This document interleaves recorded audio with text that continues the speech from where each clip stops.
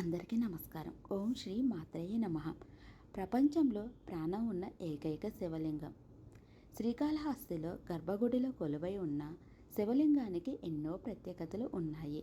ఈ శివలింగాన్ని ప్రాణంగల శివలింగంగా భక్తులు విశ్వసిస్తారు.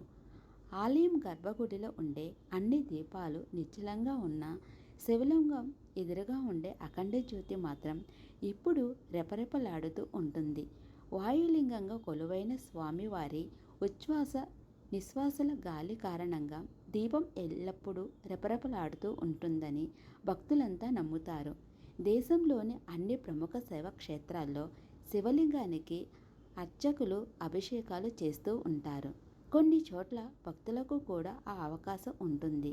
కానీ ఇక్కడ శివలింగాన్ని మాత్రం అర్చకులతో సహా ఎవరూ కూడా తాకరు. ప్రాణవాయులింగంగా పూజలు అందుకునే ఈ శివలింగం తెల్లని వర్ణంలో ప్రకాశిస్తూ కనిపిస్తుంది. అందుచేత కర్పూరలింగం అని కూడా పిలుస్తారు. నవగ్రహ కవచంతో ఉన్న ఈ శివలింగాన్ని ప్రతిరోజు పచ్చకర్పూరంతో అర్చకులు తాకకుండానే అభిషేకిస్తారు. ఓం నమో శ్రీ దక్షిణామూర్తి స్వామియే నమః.